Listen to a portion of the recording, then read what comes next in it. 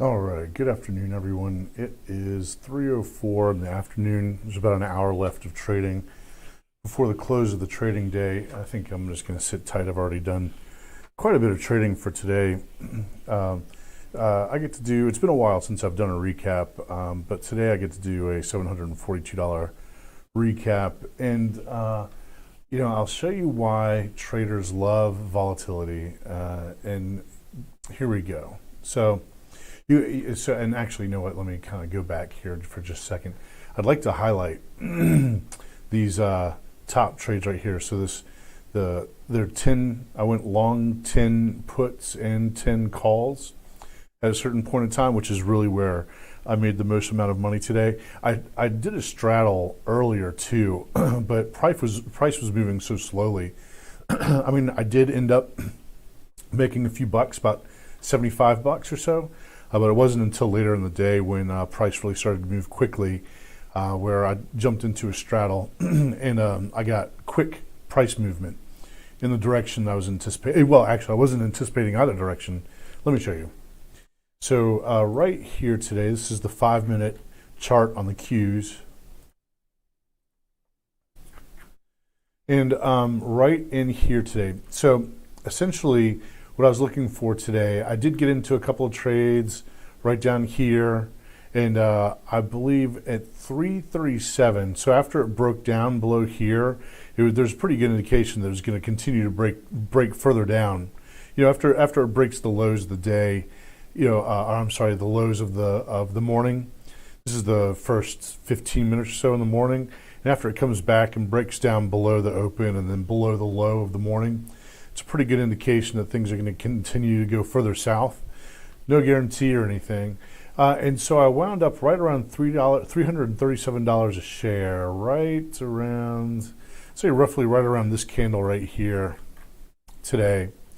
I put on a straddle at 339 and 335, right? And roughly right here, roughly.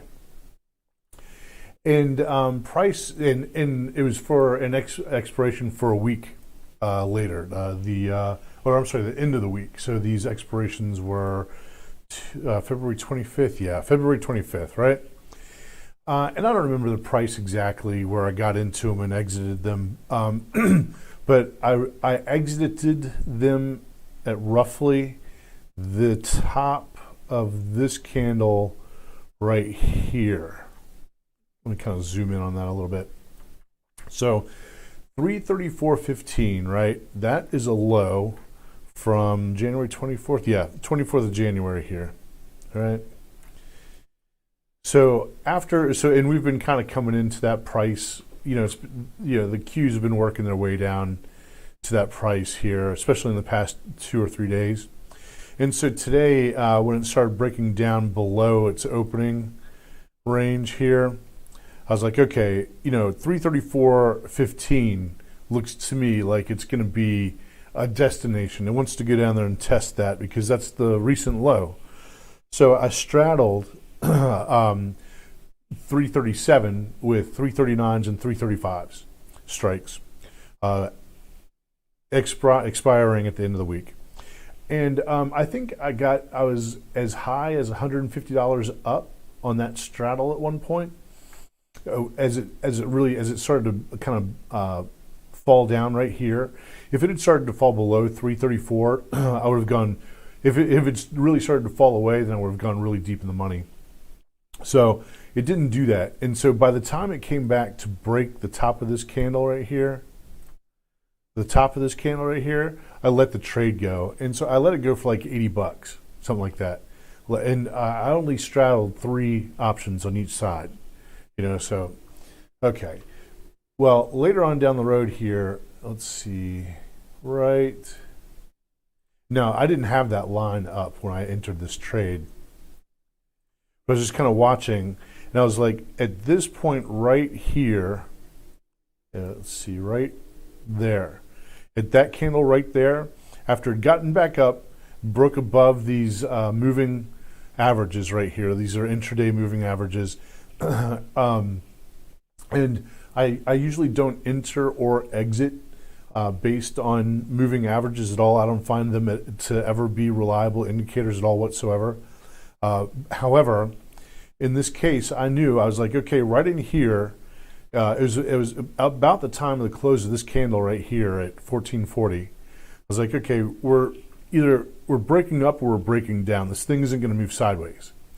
I don't know which way it's going to go, but it's not going to sit still for the rest of the day until the close. It's not just going to flatten out. That's not what markets do.